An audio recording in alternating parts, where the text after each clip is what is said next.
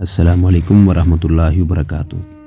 Safe الدین اور پیچھے ہٹا تو اس پر تیروں کی بوچھاڑیں آنے لگیں۔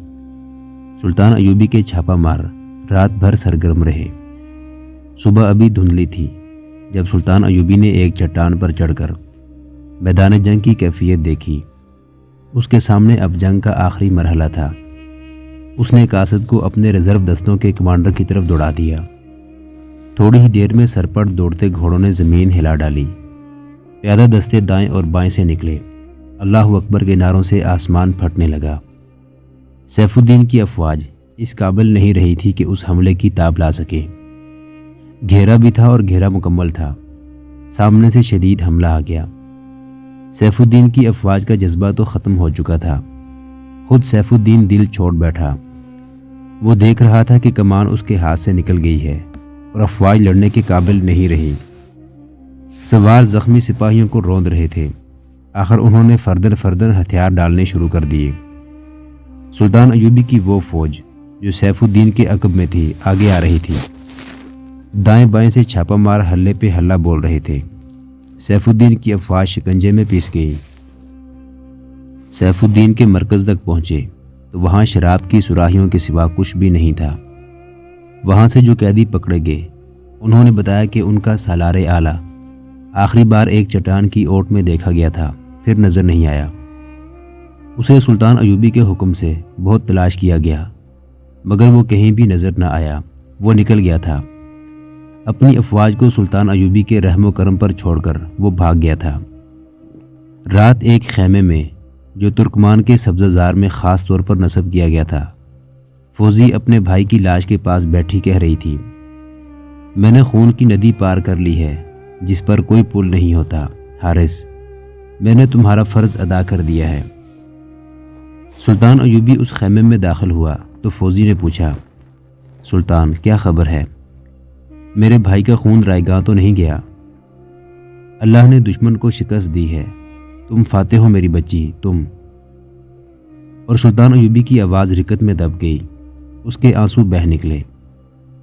ترکمان کا مارکا ختم ہو چکا تھا، یا سلطان صلاح الدین ایوبی کے کم از کم ان نائب سالاروں اور کمانڈروں کی نگاہ میں یہ مارکا ختم ہو چکا تھا جنہوں نے الملک الصالح سیف الدین اور گمشتگین کی متحدہ افواج کو ان کی توقعات کے خلاف بے ترتیب اور بزدلانہ پسپائی پر مجبور کر دیا تھا۔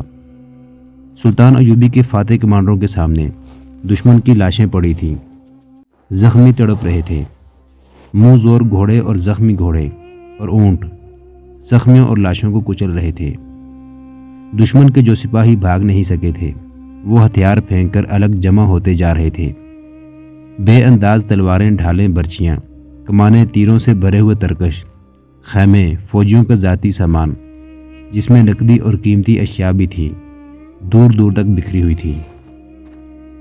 سلطان صلاح الدین ایوبی اس مقام پر کھڑا تھا جو اس کے دشمن اتحادیوں کے سپریم کمانڈر سیف الدین غازی کا ہیڈ کوارٹر اور اس کی رہائش گاہ تھی۔ پہلے بیان کیا جا چکا ہے کہ سیف الدین اپنی افواج کو بکھرتا اور سلطان ایوبی کی فوج کو یقینی فتح کی طرف بڑھتا دیکھ کر کسی کو بتائے بغیر بھاگ گیا تھا۔ اس کا فرار خفیہ تھا اور شرمناک بھی۔ اس کے ساتھ اس کے حرم کی منتخب لڑکیاں تھیں، ناچنے گانے والیاں اور ان کے سازندے تھے۔ سونے کے سکوں اور دیگر نقدی کی بوریاں بھری ہوئی تھیں۔ یہ رقم افواج کی تنخواہ تھی اور یہ سلطان ایوبی کے آدمیوں کو خریدنے کے لیے بھی استعمال ہوتی تھی۔ سیف الدین کی یہ رہائش گاہ دلکش کپڑوں کے خیموں، کناتوں اور شامیانوں سے بنی تھی۔ یہ کپڑے کی دیواروں اور چھتوں کا محل تھا۔ اس دور کے جنگجو حکمران ایسے محل اور تمام تر آسائشیں اور عشرت کا سامان ساتھ رکھتے تھے۔ سیف الدین بھی انہی حکمرانوں میں سے تھا۔ اس نے شراب کی سراہیاں، رنگا رنگ پیالے اور بٹکے بھی ساتھ رکھے ہوئے تھے۔ سلطان ایوبی کپڑوں کے اس دلفریب محل کو دیکھ رہا تھا۔ اس کی نظر پلنگ پر پڑی، وہاں تلوار پڑی تھی۔ سیف الدین ایسا بھوکلا کر بھاگا تھا کہ تلوار ساتھ لے جانا بھول گیا تھا۔ سلطان ایوبی نے تلوار اٹھا لی، نیام سے نکالی۔ تلوار چمک رہی تھی۔ سلطان ایوبی اس تلوار کو دیکھتا رہا۔ اپنے ساتھ کھڑے دو سالاروں کی طرف دیکھ کر اس نے کہا، مسلمان کی تلوار پر جب عورت اور شراب کا سایہ پڑ جاتا ہے تو یہ لوہے کا بیکار ٹکڑا بن جاتی ہے۔ اس تلوار کو فلسطین فتح کرنا تھا، مگر صلیب نے اسے اپنے گناہوں میں ڈبو کر اپنی طرح لکڑی کا ڈنڈا بنا ڈالا ہے۔ جو تلوار شراب سے بھیگ جائے وہ لہو کے رنگ سے محروم رہتی ہے۔ اس سے ملحق ایک وسیع اور خوشنما خیمے میں جوان، حسین اور نیم عریاں لڑکیاں ڈری سہمی ہوئی بیٹھی تھیں۔ انہیں اپنا انجام کچھ اور نظر آ رہا تھا۔ فاتح فوج کے قبضے میں آ کر وہ جانتی تھی کہ ان کے ساتھ کیا سلوک ہوگا۔ ایسی دلکش لڑکیوں کو دیکھ کر کون درندہ نہیں بن جاتا، لیکن انہیں جب سلطان ایوبی کا یہ حکم سنایا گیا کہ وہ آزاد ہیں اور وہ جہاں جانا چاہیں بتا دیں تاکہ وہاں تک انہیں حفاظت اور باعزت طریقے سے بھیجا جا سکے، تو وہ اور زیادہ خوفزدہ ہو گئی۔ انہیں اپنی حفاظت میں لے لیا گیا۔ سلطان ایوبی میدان جنگ میں عورت کے وجود کو برداشت نہیں کیا کرتا تھا۔ ان لڑکیوں سے پوچھا گیا کہ ان کی تعداد کتنی ہے، تو انہوں نے بتایا کہ ان میں سے 2 لاپتہ ہیں۔ ان کے متعلق یہ بھی بتایا گیا کہ وہ مسلمان نہیں تھیں اور وہی 2 سیف الدین پر چھائی رہتی تھی۔ یہی کہا جا سکتا تھا کہ وہ سیف الدین کے ساتھ بھاگ گئی ہیں۔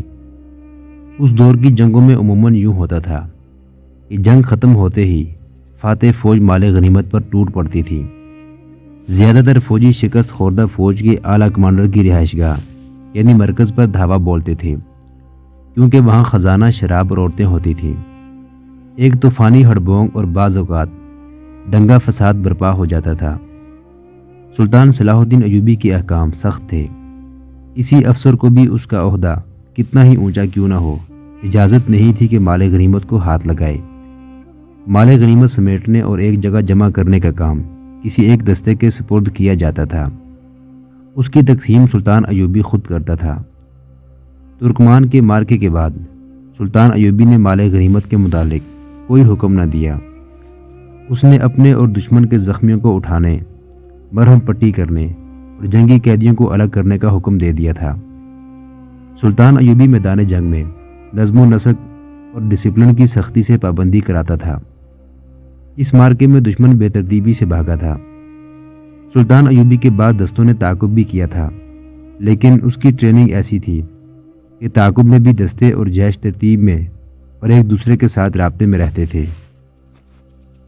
سلطان ایوبی نے تعاقب رکوا دیا اور دائیں اور بائیں پہلو کو اسی طرح تیار رکھا جس طرح جنگ سے پہلے تھے۔ حملے میں اس نے دوسرے دستے، چھاپہ مار اور ریزرو کی کچھ نفری استعمال کی تھی۔ مارکا ختم ہونے کے بعد بھی اس نے پہلوؤں کے دستوں کو سمیٹا نہیں تھا۔ اس کے علاوہ اس نے اپنے محفوظہ کو فوراً واپس بلا کر اسے اپنی کمان میں لے لیا تھا۔ دشمن کے ساز و سامان اور جانوروں وغیرہ کے متعلق کیا حکم ہے؟ ایک سالار نے سلطان ایوبی سے پوچھا اور کہا، لڑائی ہمارے حق میں ختم ہو چکی ہے۔ میں ابھی اس خوش فہمی میں مبتلا نہیں ہوا، سلطان ایوبی نے کہا، لڑائی ابھی ختم نہیں ہوئی۔ میرے سبق اتنی جلدی بھول نہ جایا کرو۔ ہم نے دشمن کی مرکزیت اور جمعیت کو بکھیرا ہے۔ ہمارے کسی دستے نے اس کے پہلوؤں پر حملہ کیا تھا؟ نہیں کیا تھا۔ مجھے شک ہے کہ اس کے دونوں نہیں تو ایک پہلو محفوظ ہے۔ وہ آخر 3 فوجیں تھیں۔ ان کے سالار ایمان فروش ہو سکتے ہیں، ایسے اناڑی نہیں ہو سکتے کہ ان کے جو دستے لڑائی میں شامل نہیں ہوئے انہیں وہ جوابی حملے کے لیے استعمال نہ کریں۔ ہو سکتا ہے ان کا محفوظہ بھی محفوظ اور تیار ہو۔ ان کی مرکزی کمان ختم ہو چکی ہے سلطان محترم، سالار نے کہا۔ انہیں حکم دینے والا کوئی نہیں رہا۔ صلیبیوں کا خطرہ بھی ہے، سلطان ایوبی نے کہا۔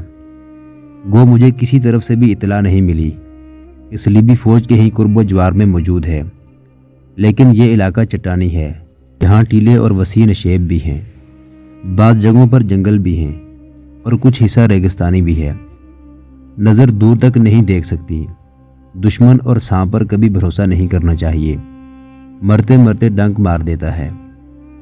مجھے سیف الدین کے سالار مظفر الدین کی کوئی خبر نہیں۔ تم سب جانتے ہو کہ مظفر الدین اتنی آسانی سے بھاگنے والا سالار نہیں۔ میں اس کا انتظار کر رہا ہوں۔ اپنی آنکھیں کھلی رکھو، دستوں کو یکجا کر لو۔ مظفر الدین اگر میرے سبق بھول نہیں گیا تو وہ مجھ پر ایک جوابی حملہ تو ضرور کرے گا۔ سلطان ایوبی کا خطرہ بے بنیاد نہیں تھا۔ آپ نے قرون حماد کی جنگ میں سیف الدین کے ایک سالار مظفر الدین بن زین الدین کا ذکر سنا ہے۔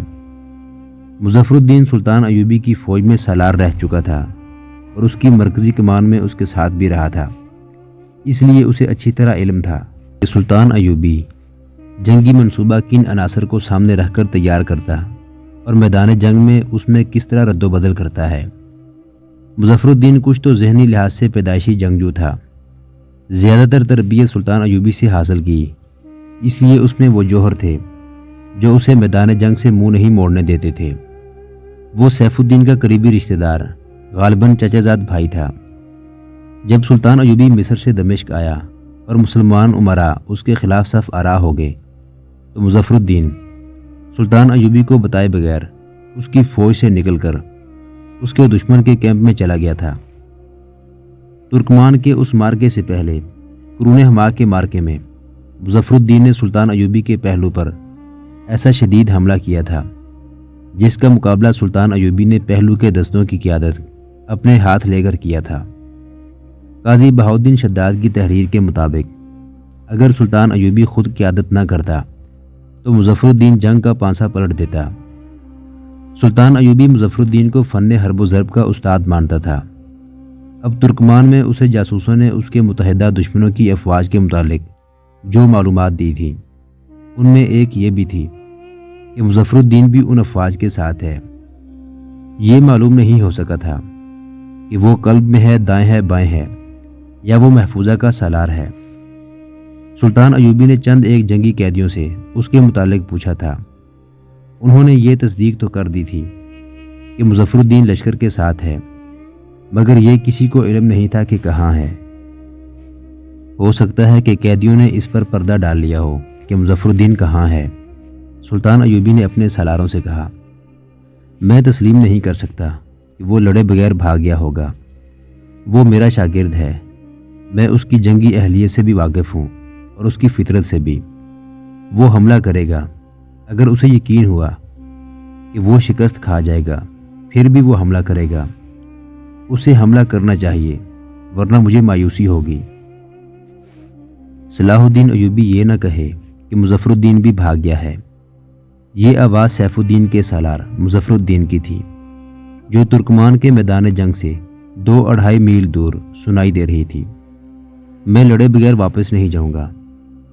اس وقت جب سلطان ایوبی سیف الدین کے رہائشی خیموں میں کھڑا تھا، سیف الدین کا کوئی کمانڈر یہ پیغام لے کر مظفر الدین کے پاس پہنچا تھا کہ سلطان ایوبی کو کسی طرح قبل از وقت پتہ چل گیا تھا کہ اس پر حملہ آ رہا ہے، اس لیے ہم دھوکے میں آ گئے۔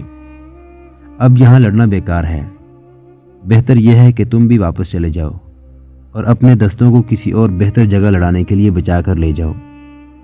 سیف الدین نے اس پیغام میں اپنے متعلق بتایا تھا کہ وہ کسی کو بتائے بغیر میدان جنگ سے جا رہا ہے۔ ہم آپ کا ہر حکم بجا لائیں گے، مظفر الدین کے ایک نائب سالار نے اسے کہا، لیکن اس حالت میں جب کہ ہماری فوج کے لڑنے والے حصے مارے گئے، زخمی یا قیدی ہو گئے یا بھاگے ہیں، اس تھوڑی سی فوج سے جوابی حملہ کرنا مناسب معلوم نہیں ہوتا۔ میں ان دستوں کو ناکافی نہیں سمجھتا جو میرے پاس ہیں، مظفر الدین نے کہا۔ یہ اس فوج کا 1/4 ہیں جو ہم ساتھ لائے تھے۔ سلطان ایوبی اس سے بھی کم نفری سے لڑتا اور کامیاب ہوا کرتا ہے۔ میں اس کے پہلو پر حملہ کروں گا۔ میں اب اسے وہ چال نہیں چلنے دوں گا جو اس نے قرون حماد میں چلی تھی۔ تم جوابی حملے کے لیے تیار رہو۔ عالی مقام سیف الدین غازی والی موصل 3 فوجوں کی نفری سے ہار گئے ہیں، نائب سالار نے کہا۔ میں اپنے مشورے کو دہراؤں گا کہ اس تھوڑی سی نفری سے حملہ کرنا اسے مروانے والی بات ہے۔ میدان جنگ میں اپنے حرم اور شراب کے مٹکے ساتھ رکھنے والوں کے پاس 3 کی بجائے 10 فوجیں ہوں تو بھی ان کا انجام یہی ہوتا ہے۔ تو والی موصل سیف الدین کا ہوا ہے، مظفر الدین نے کہا۔ میں بھی شراب پیتا ہوں، لیکن جہاں پانی بھی نہ ملے تو میں پرواہ نہیں کرتا۔ سلطان ایوبی مجھے ایمان فروش اور غدار کہتا ہے، لیکن میں اس لیے اس سے لڑنے سے منہ نہیں موڑوں گا کہ وہ مسلمان ہے۔ یہ 2 سالاروں کی ٹکر ہوگی، یہ 2 پہلوانوں کا دنگل ہوگا۔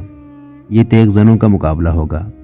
اپنے دستوں کو تیار کرو اور یاد رکھو، صلاح الدین ایوبی کے جاسوسوں کی نظریں زمین کے نیچے بھی دیکھ سکتی ہیں۔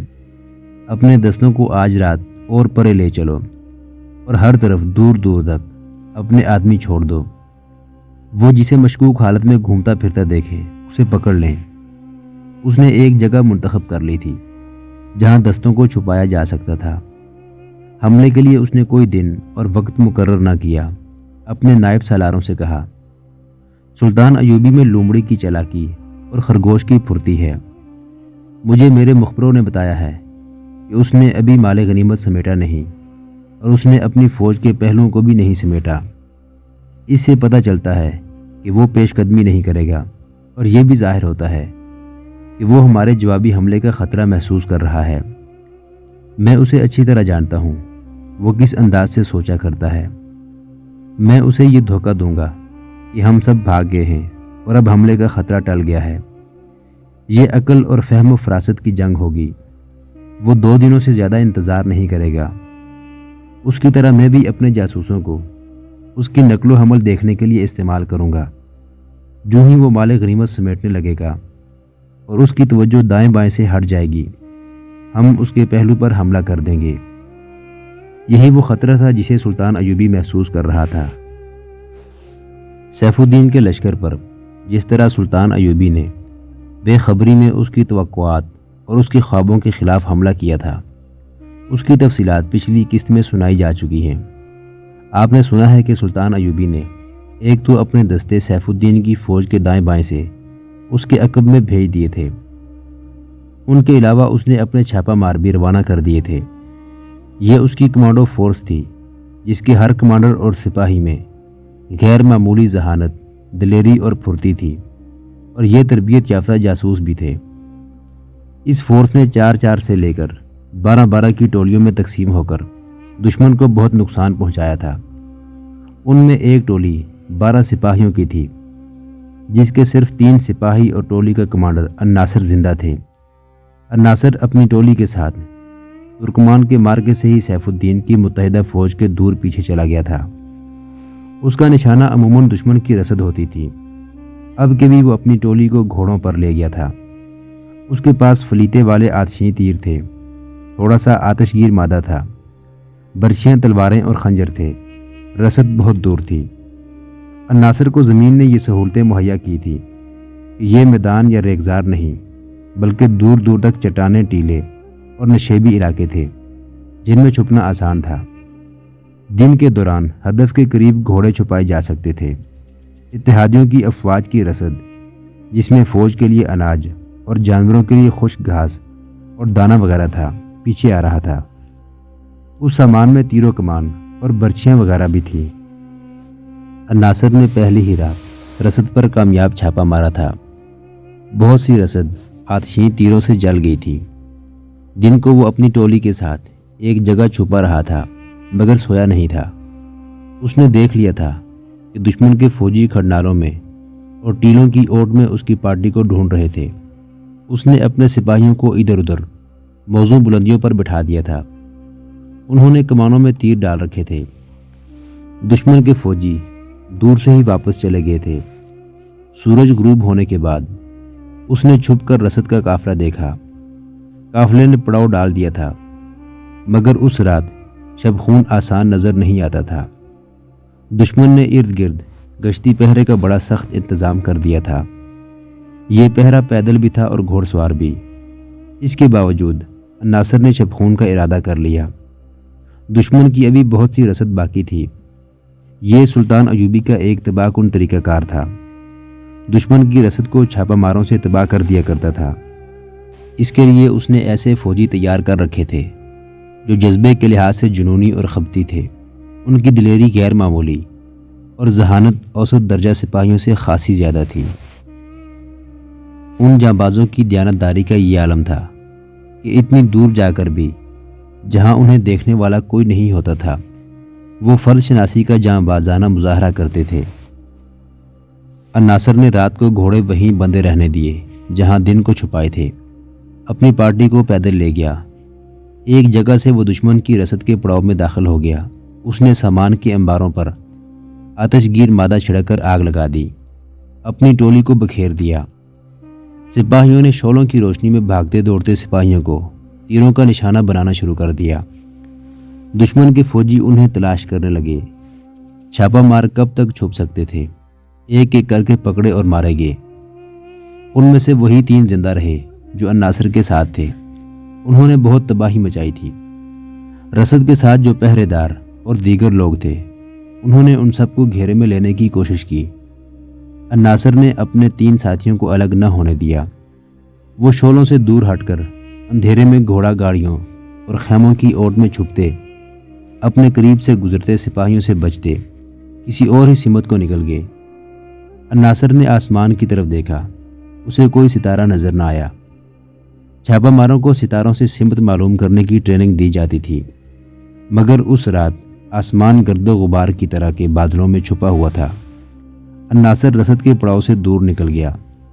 اسے دشمن کی جلتی ہوئی رسد اور ساز و سامان کی شعلوں کی سرخی دکھائی دے رہی تھی۔ اسے معلوم نہیں تھا کہ اس کے باقی 9 سپاہی زندہ ہیں یا شہید ہو چکے ہیں۔ اس نے دل ہی دل میں ان کی سلامتی کے لیے دعا کی اور اپنے 3 ساتھیوں کو ساتھ لیے اندازے کے مطابق اس طرف چل پڑا جہاں اس کی ٹولی کے گھوڑے بندھے ہوئے تھے۔ وہ رات بھر چلتا رہا۔ دشمن کی رسد کے شعلے نظروں سے اوجھل ہو گئے۔ فضا میں شعلوں کی جو سرخی نظر آتی تھی وہ بھی غائب ہو گئی۔ اگر یہ سرخی نظر آتی رہتی تو وہ اپنے ٹھکانے تک پہنچ سکتا تھا۔ یہ بھی نہ رہی اور وہ اندھا دھند چلتا گیا۔ زمین کے خد و خال بدل گئے تھے، درخت تو تھا ہی کوئی نہیں۔ اس نے پاؤں تلے سخت زمین کی بجائے ریت محسوس کی۔ ٹیلے اور چٹانیں بھی نہیں تھیں۔ ریت نے اس کے اور اس کے ساتھیوں کے پاؤں وزنی کر دیے۔ پانی اور کھانے کی اشیاء گھوڑوں کے ساتھ تھیلوں میں بندھی تھی اور گھوڑے نہ جانے کہاں تھے۔ اس نے پیاس محسوس کی۔ وہ بہت تھک گیا تھا۔ اس کے 3 ساتھی بھی پیاس کی شکایت کر چکے تھے۔ ان سب کی رفتار بھی ختم ہوتی جا رہی تھی۔ الناصر نے وہیں رک جانا اور آرام کر لینا مناسب سمجھا۔ اس کے ساتھیوں نے اس امید پر چلتے رہنے کا مشورہ دیا کہ کہیں پانی مل جائے گا۔ اس خطے میں پانی کی قلت تو نہیں تھی، لیکن وہ اس خطے کے اس حصے میں جا نکلے تھے جو ریگزار تھا۔ وہاں پانی کا نام و نشان نہ تھا۔ وہ کچھ دیر اور چلے اور تھک ہار کر بیٹھ گئے۔ الناصر کی آنکھ کھلی تو اس کے 3 سپاہی بے ہوشی کی نیند سوئے ہوئے تھے۔ سورج افق سے اٹھ آیا تھا۔ الناصر نے چاروں طرف دیکھا۔ وہ ریت کے سمندر میں کھڑا تھا۔ اس کا دل ڈوبنے لگا۔ وہ تو صحراؤں میں جنا پلا تھا اور صحراؤں میں اس نے لڑائیاں لڑی تھی۔ وہ ریگزار سے ڈرنے والا نہیں تھا۔ اس کی گھبراہٹ کی وجہ یہ تھی کہ اسے توقع نہیں تھی کہ یہاں ریگستان ہوگا۔ گھبراہٹ کی وجہ یہ بھی تھی کہ افق تک پانی کے کوئی آثار نظر نہیں آتے تھے۔ پیاس سے وہ حلق میں جلن اور چبھن محسوس کر رہا تھا۔ اپنے ساتھیوں کی حالت کا وہ اندازہ کر سکتا تھا۔ اس نے سورج کے مطابق اس سمت دیکھا جدھر ترکمان تھا۔ اسے پہاڑیوں کی ٹیڑھی سی لکیر نظر آئی۔ وہ سیدھا اس سمت نہیں جا سکتا تھا کیونکہ راستے میں دشمن کی فوج تھی۔ اس نے اپنے ساتھیوں کو جگایا۔ وہ اٹھے تو ان کے چہروں پر بھی گھبراہٹ اور تذبذب کے آثار پیدا ہو گئے۔ ہم 2 دن اور بھوکے پیاسے رہ سکتے ہیں، اس نے اپنے ساتھیوں سے کہا، اور ان 2 دنوں میں ہم اگر منزل تک نہ پہنچ سکے تو پانی تک ضرور پہنچ جائیں گے۔ تینوں نے اپنے اپنے خیال اور اندازے کا اظہار کیا، مگر وہ بہت دور نکل گئے تھے۔ اگر ان کے پاس گھوڑے ہوتے تو مشکل ذرا آسان ہو جاتی۔ نیند نے ان کے جسموں کو کچھ تازگی دے دی تھی۔ ساتھیو، ناصر نے کہا، خدائے ذوالجلال نے ہمیں جس امتحان میں ڈال دیا ہے اس میں پورا اترنا اور کوئی گلہ شکوہ نہ کرنا ہمارا فرض ہے۔ یہاں رکے رہنا تو کوئی علاج نہیں، ایک ساتھی نے کہا، بیشتر اس کے کہ سورج ہمارے سروں پر آ کر ہمیں جلانے لگے۔ چل پڑو، اللہ تعالیٰ راستہ دکھائے گا۔ وہ چل پڑے۔ سمت کا انہوں نے محض اندازہ کیا تھا، انہیں دور کا چکر بھی کاٹنا تھا۔ سورج اوپر آتا رہا، ریت گرم ہوتی گئی اور تھوڑی دور یوں نظر آتا جیسے یہ ریت نہیں پانی ہو۔ زمین سے لرزتا ہوا دھواں سا اوپر کو اٹھ رہا تھا۔ وہ چاروں صحرا کے قہر سے واقف تھے اور عادی بھی۔ انہیں سراب بھی نظر آنے لگے، مگر صحرا کے اس دھوکے سے واقف ہونے کی بدولت انہوں نے ہر سراب کو نظر انداز کیا۔ ساتھیوں، الناصر نے کہا، ہم ڈاکو نہیں ہیں، اللہ تعالیٰ ہمیں سزا نہیں دے گا۔ اگر ہم مر گئے تو یہ موت نہیں شہادت ہوگی۔ دل میں خدا کو یاد کرتے چلو۔ اگر کوئی ایسا مسافر مل گیا جس کے پاس پانی ہو تو میں ڈاکہ ڈالنے سے گریز نہیں کروں گا، ایک سپاہی نے کہا۔ سب ہنس پڑے اور سب نے محسوس کیا کہ ہنسنے کے لیے بھی انہیں طاقت صرف کرنی پڑی تھی۔ پھر سورج ان کے سروں پر آ گیا، اوپر سے سورج اور نیچے سے ریت ان سب کو جلانے لگی۔ الناصر ایک جنگی ترانہ گنگنانے لگا۔ ترانہ ختم ہو گیا تو انہوں نے ایک آواز اور ایک لہجے میں لا الہ الا اللہ محمد الرسول اللہ کا مترنم ورد شروع کر دیا۔ ہلکی ہلکی ہوا چل رہی تھی، ریت کے چمکتے ہوئے ذرے ان کے نقوش کو مٹاتے جا رہے تھے۔ سورج دوسری سمت نیچے اترنے لگا، چاروں کی آواز دھیمی ہوتی جا رہی تھی، قدم وزنی اور رفتار گھٹ گئی تھی، ہونٹ خشک ہو گئے اور منہ بند نہیں ہوتے تھے۔ ان کے سائے جب دوسری طرف بڑھنے لگے تو ان کا ایک ساتھی خاموش ہو گیا۔ کچھ دیر بعد دوسرے کی بھی زبان جواب دے گئی۔ الناصر اور اس کا تیسرا ساتھی سرگوشوں میں لا الہ الا اللہ محمد رسول اللہ کا ورد کر رہے تھے۔ کچھ دور گئے تو سرگوشیاں بھی ختم ہو گئی۔ ساتھیوں، الناصر نے جسم کی بچی کھچی طاقت صرف کر کے کہا، حوصلہ نہ ہارنا۔ ہمارے جسموں میں ایمان کی بہت نمی ہے، ہم ایمان کی طاقت سے زندہ رہیں گے۔ اس نے اپنے ساتھیوں کے چہرے کو باری باری دیکھا، وہاں خون کا نام و نشان نہیں تھا، سب کی آنکھیں اندر کو چلی گئی تھیں۔ سورج غروب ہو گیا، جوں جوں شام تاریک ہوتی گئی، ریت ٹھنڈی ہوتی گئی۔ الناصر نے ساتھیوں کو رکنے نہیں دیا، خنکی میں ذرا تیز چلا جا سکتا تھا۔ اگر وہ کوئی عام مسافر ہوتے تو کبھی کے گر چکے ہوتے۔ وہ فوجی اور چھاپا مار تھے، ان کے جسم عام انسانوں کی نسبت کہیں زیادہ صعوبتیں برداشت کر سکتے تھے۔ وہ چلتے گئے اور کچھ فاصلہ طے کر کے الناصر نے انہیں رکنے اور سو جانے کو کہا۔ صبح کاذب کے قریب الناصر جاگا، آسمان صاف تھا، ستاروں کو دیکھ کر اس نے اندازہ کیا کہ رات کتنی رہتی ہے۔ ایک ستارے کو دیکھ کر اس نے سمت طے کی اور اپنے ساتھیوں کو جگا کر انہیں ساتھ لیا اور سب چل پڑے۔ ان کی رفتار اچھی تھی مگر پیاس انہیں بولنے نہیں دے رہی تھی۔ یہ ریگستان اتنا وسیع نہیں ہو سکتا۔ الناصر نے بڑی مشکل سے یہ الفاظ زبان سے نکالے، آج ختم ہو جائے گا، ہم آج پانی تک پہنچ جائیں گے۔ پانی جو دن کو سراب تھا، اندھیرے میں امید بن گیا اور وہ اس امید کی طاقت پر چلتے گئے۔ صبح کا اجالا سفید ہوا، پھر افق سے سورج ابھرا۔ ان جانباز مسافروں کو سب سے پہلا صدمہ یہ ہوا کہ پانی کی امید دم توڑ گئی۔ ریت تو نہیں تھی، زمین سخت تھی، اس میں دراڑیں پڑی ہوئی تھیں۔ یہ پھٹی پھٹی زمین تھی، پاؤں کی جہاں ٹھوکر لگتی تھی وہاں سے ریت اور مٹی اڑتی تھی۔ 8-10 میل دور زمین سے ابھرے ہوئے ستون اور مینار سے نظر آتے تھے۔ یہ مٹی کے ٹیلے اور ریتلی چٹانوں کی چوٹیاں تھیں۔ درخت ایک بھی نظر نہیں آتا تھا۔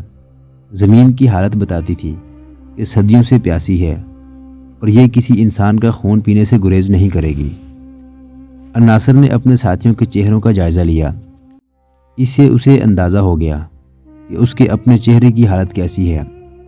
اس کے ایک ساتھی کی زبان کچھ باہر نکل آئی تھی، ہونٹوں پر ہلکی ہلکی سوجن تھی۔ یہ علامتیں خوفناک تھیں، صحرا نے خراج وصول کرنا شروع کر دیا تھا۔ سلطان ایوبی کے اس جانباز کا خون پیاسی زمین کی بھینٹ چڑھنے لگا تھا۔ دوسرے 2 سپاہیوں کی ظاہری حالت یہ تو نہیں تھی، لیکن صاف نظر آ رہا تھا کہ میناروں جیسے ٹیلوں تک نہیں پہنچ سکیں گے۔ الناصر ان کا کمانڈر تھا، اپنی ذمہ داری کا اسے اتنا زیادہ احساس تھا کہ اس کا دماغ اس کے قابو میں تھا۔ اس کی جسمانی حالت اپنے ساتھیوں سے بہتر نہیں تھی۔ اس نے بولنے کی کوشش کی، یہ اس کی قوت ارادی تھی کہ اس کے منہ سے چند الفاظ نکل آئے۔ اس نے اپنے ساتھیوں کا حوصلہ بڑھانے کی کوشش کی مگر یہ ایک ناکام کوشش تھی۔ اب یہ حال تھا کہ وہ قدم اٹھاتے نہیں پاؤں گھسیٹتے تھے۔ جس سپاہی کی زبان باہر نکل آئی تھی اس کی برچھی اس کے ہاتھ سے گر پڑی۔ پھر اس نے کمر بند سے تلوار کھولی اور پھینک دی۔ اس نے یہ حرکات بے خیالی میں کی تھی۔ اس کے ہاتھ اپنے آپ کام کر رہے تھے اور وہ ناک کی سیدھ میں چلا جا رہا تھا۔ یہ صحرا کا ایک ظالمانہ اثر ہوتا ہے کہ بھٹکا ہوا پیاسا مسافر نیند میں مختلف حرکات کرنے کے انداز سے اپنے جسم سے بوجھ پھینکنا شروع کر دیتا ہے۔ مختلف اشیاء پھینکنے کے بعد وہ اپنے جوتے بھی اتار پھینکتا ہے۔ وہ کہیں رکتا نہیں، چلتا جاتا اور چیزیں پھینکتا جاتا ہے۔ صحرائی مسافر جب جگہ جگہ ایسی اشیاء پڑی دیکھتے ہیں تو وہ اس توقع پر آگے بڑھتے ہیں کہ کچھ ہی دور آگے ایک لاش پڑی ہوگی یا اس بدنصیب کی ہڈیوں کا ڈھانچہ ہوگا جو راستے میں اپنی آخری متاع بکھیرتا گیا۔ صحرا نے الناصر کے ایک ساتھی کو اس مرحلے میں داخل کر دیا تھا جہاں وہ دنیا کی اشیاء اور اپنے فرائض سے دستبردار ہو رہا تھا۔ الناصر نے اس کی برچھی اور تلوار اٹھا لی اور اس سپاہی سے بڑے پیار سے کہا، اتنی جلدی نہ ہارو میرے عزیز دوست، اللہ کا سپاہی مر جاتا ہے، ہتھیار نہیں پھینکا کرتا، اپنی عزت اور عظمت کو ریت میں نہ پھینکو۔ اس کے ساتھی نے اسے دیکھا، الناصر اسے دیکھتا رہا۔ سپاہی نے اچانک کہکہا لگایا اور سامنے دیکھتے ہوئے ہاتھ سے اشارہ کیا۔ بڑی جاندار آواز میں بولا، پانی، وہ دیکھو، باغ۔ پانی مل گیا اور وہ آگے کو دوڑ پڑا۔ وہاں پانی تھا نہ پانی کا سراب۔ وہ زمین ایسی تھی جہاں سراب نظر نہیں آیا کرتے۔ سراب ریت کی چمک کا ہوتا ہے۔ اس پر صحرا کا دوسرا ظالمانہ اثر ہونے لگا تھا۔ یہ تھے واہمے اور ایسے تصورات جو حقیقی روپ میں دکھائی دیتے ہیں۔ پانی کی جھیلیں اور باغ نظر آتے ہیں، عمارتیں دکھائی دیتی ہیں۔ یوں بھی نظر آتا ہے جیسے 1-2 میل دور شہر ہے۔ قافلے جاتے یا اپنی طرف آتے دکھائی دیتے ہیں۔ ناچنے اور گانے والیاں بھی نظر آتی ہیں۔ اس بے رحم ویرانے نے الناصر کے ایک ساتھی کو فریب دینے شروع کر دیے تھے۔ صحرا اس کی جان سے کھیلنے لگا تھا۔ یہ شاید صحرا کی رحم دلی بھی ہے کہ کسی مسافر کی جان لینے سے پہلے اسے بڑے ہی حسین اور دل فریب تصوروں میں الجھا دیتا ہے تاکہ مرنے والا اذیت سے محفوظ رہے۔ الناصر کا ساتھی آگے کو دوڑ پڑا۔ وہی سپاہی جو قدم گھسیٹ رہا تھا، تازہ دم آدمی کی طرح دوڑ رہا تھا، مگر یہ دوڑ اس چراغ کی مانند تھی جو بجھنے سے پہلے آخری بار ٹمٹمایا ہو۔ الناصر اس کے پیچھے دوڑا اور اسے پکڑ لیا۔ اس کے دوسرے 2 ساتھیوں میں ابھی کچھ دم باقی تھا، وہ بھی دوڑے اور اپنے ساتھی پر قابو پا لیا۔ وہ ان سے آزاد ہونے کو تڑپ رہا تھا اور چلا رہا تھا، چلو جھیل تک چلو، وہ دیکھو کتنے غزال جھیل سے پانی پی رہے ہیں۔ ساتھیوں نے اسے پکڑے رکھا اور وہ آہستہ آہستہ قدم گھسیٹتے چلتے گئے۔ الناصر نے وہ کپڑا جو اس کے سر پر رکھا تھا اس کے چہرے پر بھی ڈال دیا تاکہ وہ کچھ دیکھ ہی نہ سکے۔ سورج سر کے عین اوپر آ گیا تھا جب ایک اور سپاہی نے بڑی ہی بلند آواز سے کہا، باغ میں رقاصہ ناچ رہی ہے، لعنت بھیجو پانی پر، چلو ناچ دیکھیں، حسن دیکھو، چلو دوستو وہاں پانی مل جائے گا، لوگ کھانا کھا رہے ہیں، میں سب کو جانتا ہوں، چلو چلو۔ اور وہ دوڑ پڑا۔ جس سپاہی کو پہلے واہمہ نظر آیا تھا وہ کچھ دیر خاموش رہا تھا۔ اس کے ساتھیوں نے اسے چھوڑ دیا تھا۔ وہ اپنے ساتھی کو دوڑتا دیکھ کر اس کے پیچھے دوڑ پڑا اور چلانے لگا، رقاصہ بہت خوبصورت ہے، میں نے اسے قاہرہ میں دیکھا تھا، وہ مجھے جانتی ہے، میں اس کے ساتھ کھانا کھاؤں گا، اس کے ساتھ شربت پیوں گا۔ محترم ناظرین، سلطان صلاح الدین ایوبی کی تاریخ پر مشتمل سیریز دیکھنے کے لیے چینل کو سبسکرائب ضرور کر لیں۔ گزشتہ اقساط دیکھنے کے لیے چینل پر پلے لسٹ کا وزٹ کریں۔ ویڈیو کو لائک اور شیئر ضرور کیجیے۔ آج کی قسط کے بارے میں کمنٹ باکس میں اپنی رائے سے آگاہ ضرور کریں۔ اللہ آپ کا حامی و ناصر ہو۔